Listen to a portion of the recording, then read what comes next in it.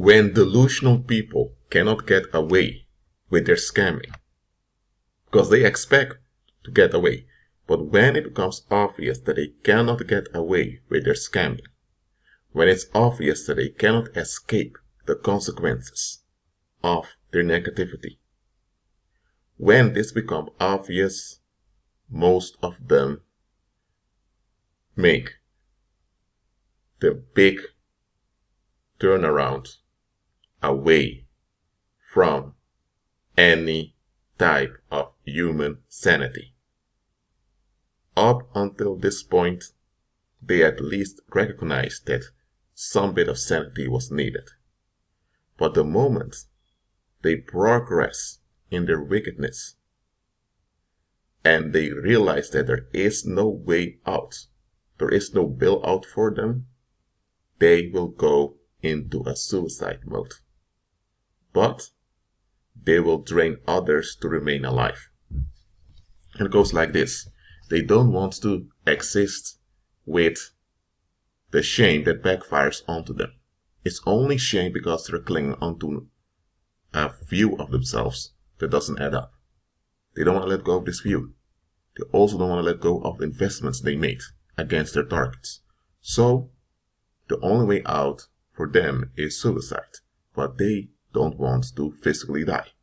But the mental anxiety that's caused by their own friction is too much for them to bear. So now they are on a mission to drain as much people as possible to remain alive. Because without anyone to drain, they will escalate and attack random people around them, and that will either lead to them being thrown in jail, or lead to accidents, or it will be that they are killed in a fight.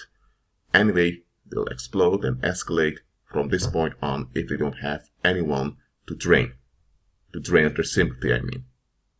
From this point on, they crossed over from insanity to barbarity. And once they've crossed over from insanity to barbarity, and with insanity I don't mean a mental illness.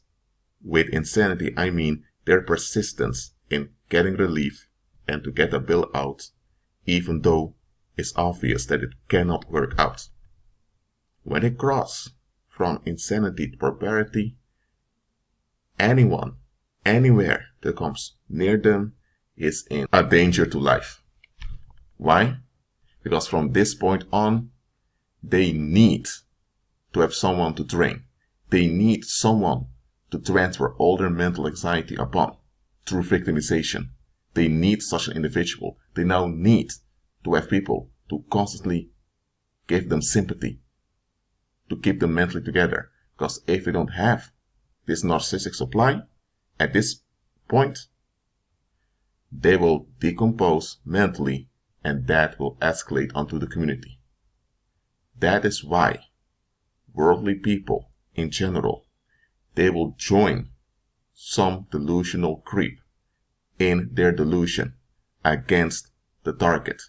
Not because they agree with the delusional creep, but because they don't want the delusional creep to explode and harm them. So they will join the victimization of targets as long as that means that the delusional creeps will not unload on them. That is what happens when delusional people refuse amnesty. Because amnesty is only granted to those that comply with justice. No compliance with justice means no amnesty.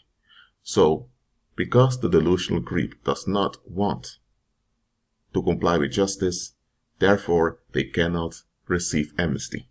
And because they refuse to comply with justice and there's no amnesty available to them, the only thing that's left for them is to escalate and explode on the community. A delusional creep is another word for a delusional coward. Those are extremely dangerous people. The world cannot deal with them in a constructive way. That's why the world enables them to a certain extent. Some are put behind bars in prisons. Others are tolerated in a community as long as they don't cause too much harm. And the community enables their wrongdoing on certain victims if that means that the rest of the community is left alone. That is why if you were married to a delusional, creepy husband, there are many people who are not happy that you divorced him. You know why? When you were involved with him, you were his target.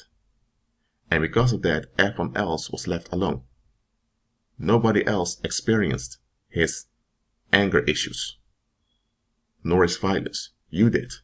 But now that you've divorced him, now the community will face that. And they don't want that. So now they're upset with you for divorcing him.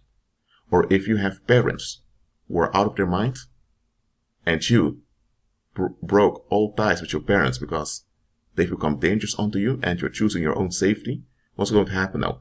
Other relatives or just people in the neighborhood will have to deal with their explosive rage. They don't want that. So now they will blame you for the fact that they now have to deal in a proper way with those reprobates. When delusional creeps, when delusional people refuse amnesty, they turn into explosive monsters. They're still human beings, but they don't act as human beings at all. They become a menace to the community. And that shows you exactly why they should not receive amnesty. This shows you exactly why they have to be deported to the lake of fire when Christ returns. Just realize, believer, there will be those that will refuse amnesty. They'll turn into a suicide mode, in which they'll become a menace to the community. Because in that suicide mode, they will not kill themselves. They will ruin the whole environment to have company in their misery. Because misery loves company. So they are miserable by their own doing. They don't want to change. They don't want any solutions. So now they will self-destruct in this misery, but they want others to self-destruct with them so that they are at ease. So do not think everyone will receive amnesty. They won't. Because some folks should never receive amnesty. Because if they did, they would use that amnesty as a tool to cause universal harm on everyone. And the fact that they are withheld amnesty because they refuse to comply with justice, that alone will show you why they shouldn't receive it. So, you forgive, that's your attitude, but you don't grant amnesty to anyone who will not comply with justice.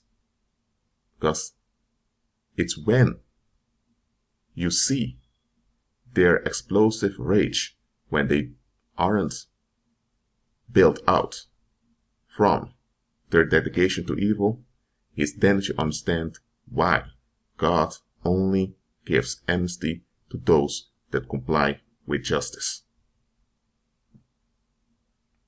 The reason I talk about this is because you need to understand you can't love pathology out of people. No amount of love, nor care, nor empathy will get any pathology out of anyone. Someone must be willing to receive the better. If they're not willing to receive the better, they'll begin to stagnate. And if they continue in stagnation, they'll turn into reprobates. That is a fact. Not all will receive salvation. Many will destroy themselves while fighting salvation. That's not your fault. There's nothing you can do about it. Just praise the Lord and keep on moving. I agree with Christ.